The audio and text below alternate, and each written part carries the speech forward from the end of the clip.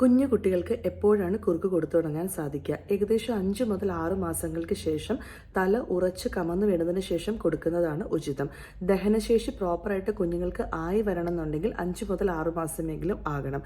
നമ്മൾ കൊടുക്കുന്ന ഭക്ഷണം കുഞ്ഞിന് ശ്വാസം നിയന്ത്രിച്ച് ഇറക്കാനും വിക്കി പോകാതിരിക്കാനും ദഹിക്കാനുമുള്ള കഴിവാകാൻ വേണ്ടിയിട്ടാണ് നമ്മൾ വെയിറ്റ് ചെയ്യുന്നത്. ഏകദേശം 3 മാസമൊക്കെ കഴിയുമ്പോൾ ചിലർ കുറുക്ക് കൊടുക്കുന്നതായിട്ട് കാണപ്പെടുന്നു. അങ്ങനെ ചെയ്യാൻ പാടുള്ളതാണോ? നമ്മൾ നേരത്തെ കുറുക്ക് കൊടുത്തു കഴിഞ്ഞാൽ അത് ദഹിക്കുന്നതായിരിക്കില്ല.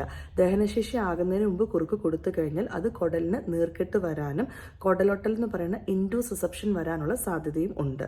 കുറുക്ക് കൊടുത്തു തുടങ്ങുമ്പോൾ നമ്മൾ എങ്ങനെയാണ് കൊടുക്കേണ്ടത്? കുറുക്കുകൾ നമ്മൾ നന്നായിട്ട് വേവിച്ച് കുറുക്കിയാണ് കൊടുക്കേണ്ടത്. പലതരത്തിലുള്ള കുറുക്കുകളുണ്ട്. പുല്ല്, ഗോതമ്പ്, കായ, കൂവപ്പൊടി, ധാന്യങ്ങളുടെ കൂട്ട്, അങ്ങനെ മില്ലറ്റ്സ് ഒക്കെ കൊടുക്കാവുന്നതാണ്. കുറുക്കുകൾ എങ്ങനെയാണ് ഉണ്ടാക്കേണ്ടത്?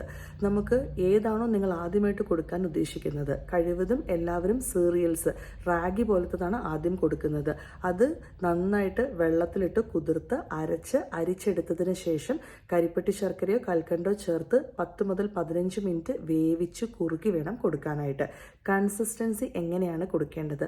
വെള്ളം പോലെ ഒഴുകുന്ന കൺസിസ്റ്റൻസിയിൽ ഒരിക്കലും കൊടുക്കാൻ പാടുള്ളതല്ല. സെമി സോളിഡ് ആയിട്ട് വേണം കൊടുക്കാൻ. ഒരു സ്പൂണിൽ നിന്ന് ഒഴുകി പോകാത്ത കൺസിസ്റ്റൻസിയിൽ വേണം കൊടുക്കാൻ.